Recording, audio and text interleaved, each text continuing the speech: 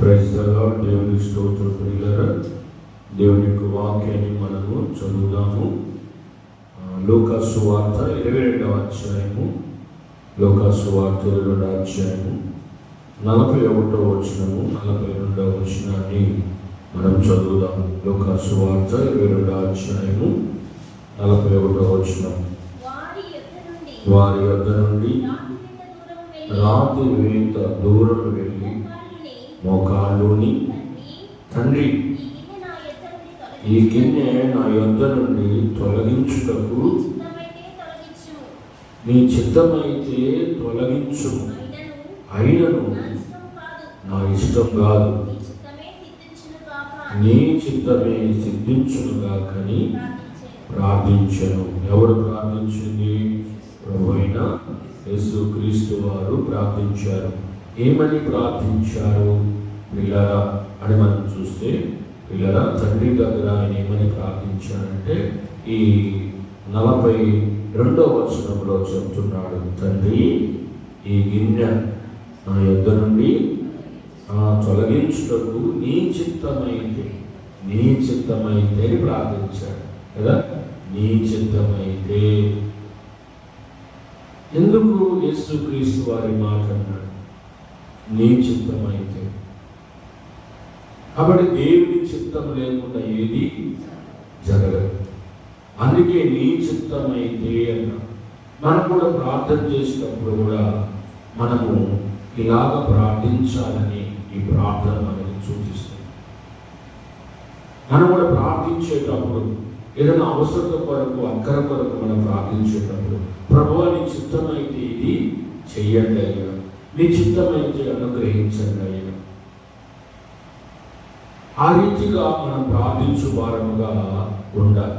అప్పుడు యేసుక్రీస్తు వారు కూడా తండ్రి దగ్గర మానవులుగా ఈ లోకంలో ఉన్నప్పుడు, అయ్యా నీ చిత్తమైతే ఈ మరణం నుండి నన్ను తప్పించు, తొలగించు.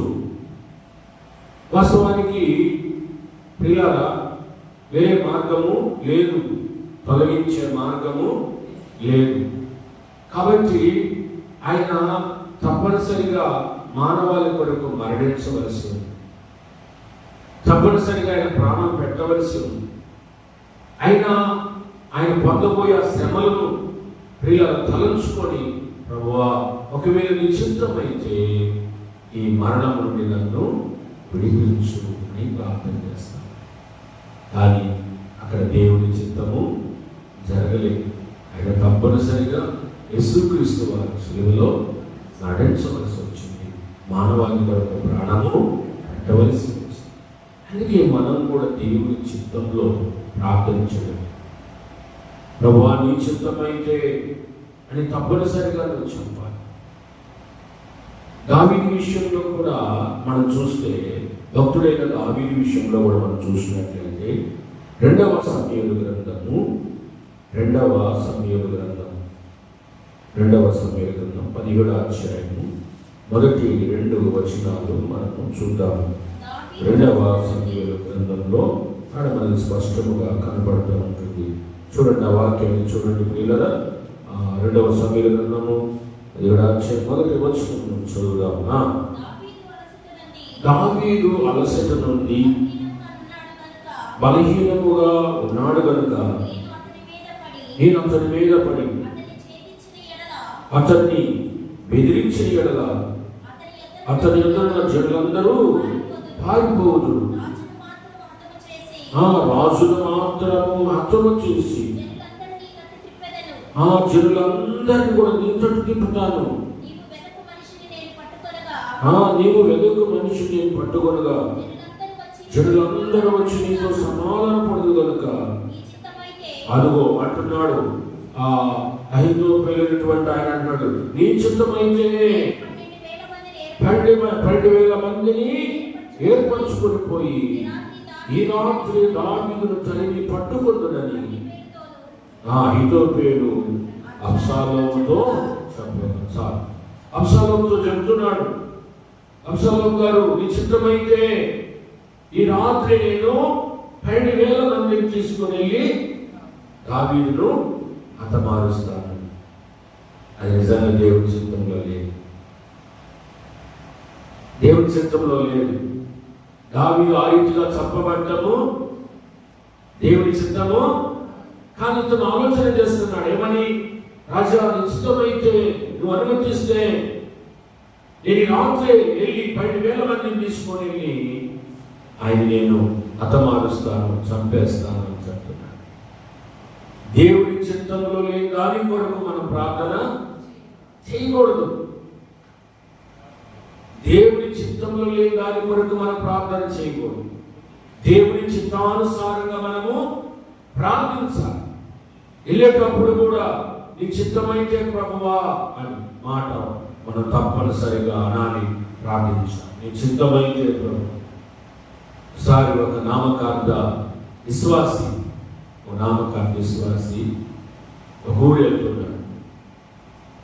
వెళ్తుంటే కొంతమంది దేవుని బిడ్డలు ఎక్కడికి వెళ్తున్నాం అన్నారు. ఎక్కడికి వెళ్తున్నాం అనగానే, నువ్వు పలానా ఊరు వెళ్తున్నాను అని చెప్పేసి అన్నాడు. ఎందుకు వెళ్తున్నారు ఆ ఊరు అన్నాడు. బాగినట్టు మాట. ఎందుకు వెళ్తున్నారు ఆ ఊరు అన్నాడు. ఒక ఆవును కొట్టడానికి వెళ్తున్నాను అన్నాడు.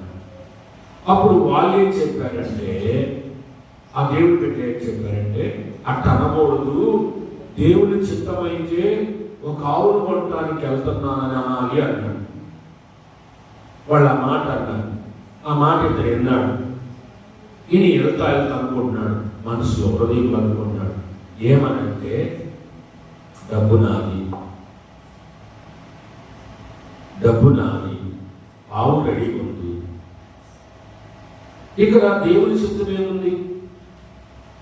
వాళ్ళు అట్లా అన్నారు, దేవుని చిత్తమైతే ఒక ఆవును కొనుక్కొని వస్తాను అని అనమంటారేంటి? ఇక్కడ నా దగ్గర డబ్బులు ఉంటాయి, ఆవు రెడీ ఉంది, నేను కొనుక్కోవడానికి వెళ్తున్నాను అని చెప్పేసి మనసులో అనుకుంటాయి. కొంత దూరం పోయిన తర్వాత 4 దొంగలు ఎదురుపడ్డారు. ఎదురుపడి నీ దగ్గర ఉన్న డబ్బు ఇంటిరా. ఇతను కూడా వాళ్ళకి ఎదురు తిరిగాడు. ఇతను కూడా వాళ్ళతో పోరాడాడు. ఇతను ఒకడు, అతను వాడు 4. కాబట్టి ఒకడు ఏం చేయగలుగుతాడు 4ని వీళ్ళారా? కాబట్టి వాళ్ళు ఇతను బాగా కొట్టి, వస్త్రాలు కూడా చిరిగిపోయేటట్టు కొట్టి ఆ డబ్బు తీసుకొని వెళ్ళిపోయారు. అప్పుడు మళ్ళా అతను తిరిగి వస్తున్నాడు. వచ్చేటప్పుడు ఈ దేవుడి పిల్లలు కనపడ్డారు. ఏంటి అలా ఉన్నావు అంటే, జరిగిన సంగతి అంతా చెప్పాడు. అయితే వాళ్ళు వెంటనే అడిగారు, అయితే ఇప్పుడు ఏం చేయాలనుకుంటున్నావు అని అన్నాడు. అప్పుడు అంటున్నాడు, దేవుడి చిత్తం అయితే ఇంటికి వెళ్తాను అన్నాడు. ఏమన్నాడు? దేవుడి చిత్తం అయితే, అది దేవుడి చిత్తం లేకుండా కూడా మనం ఇంటికి. కాబట్టి దేవుడి చిత్తం ఎంత ప్రాముఖ్యమైందో ఈ కథను బట్టి నీకు అర్థం కావాలి. దేవుడి చిత్తం లేకుండా కొనలేము.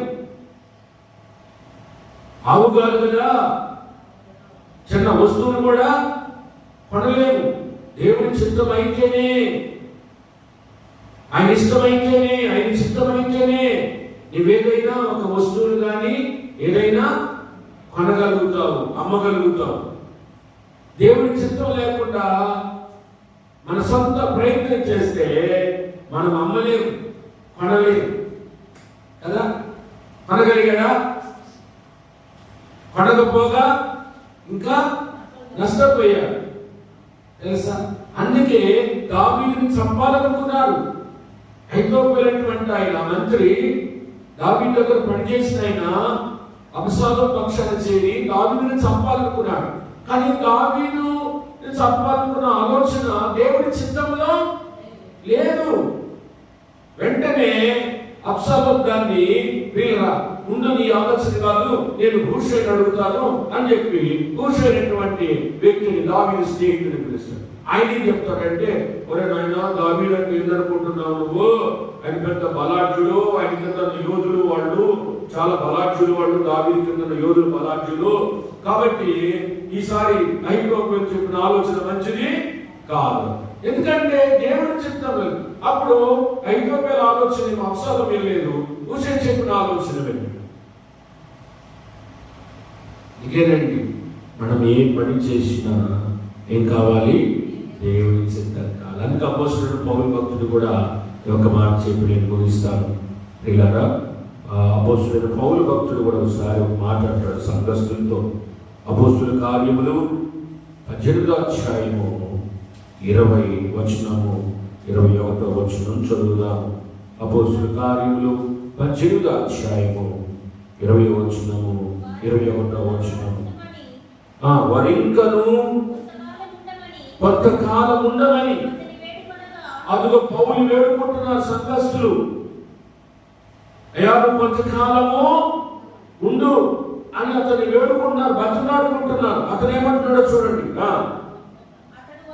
అతడు ఒప్పుకోక అదిగో దేవుని చిత్తమైతే మీ అందరూ తిరిగి వద్దునని చెప్పి వారి యొక్క సెలవు పుచ్చుకొని ఓడ ఎక్కి ఎఫెసు నుండి, ఆ ఎఫెసు సంఘస్థులు అడుగుతున్నారు, ఎఫెసు నుండి బయలుదేరాడు ఆయన.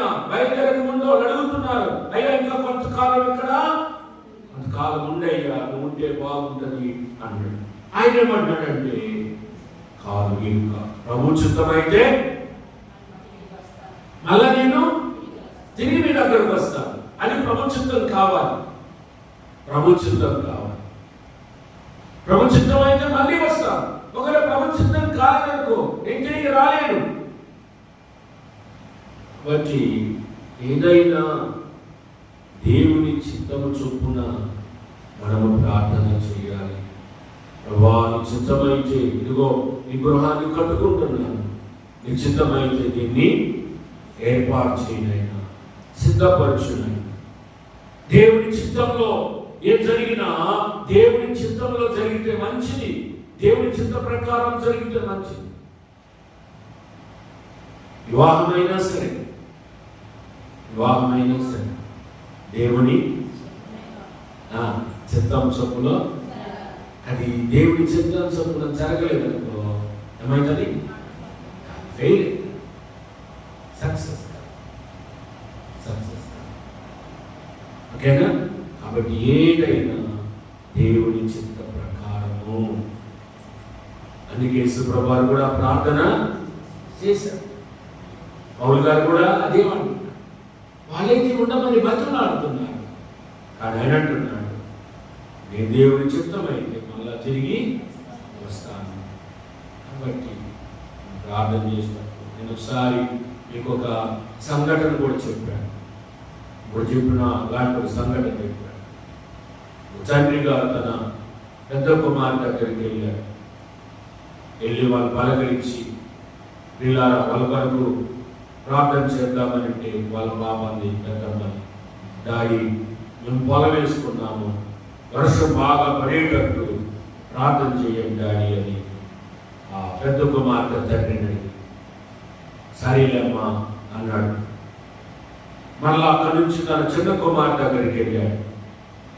చిన్న కుమార్తె కుండల వ్యాపారం చేసి ఆ కుమార్తె అడిగింది, డాడీ వర్షం పడకుండా ప్రార్థన చెయ్యను, ఎందుకంటే వర్షం పడితే కుండలు కలిసిపోతాయి, ఆరవు, కాబట్టి ఎండ కావాలి, వర్షం పడకుండా ప్రార్థించు.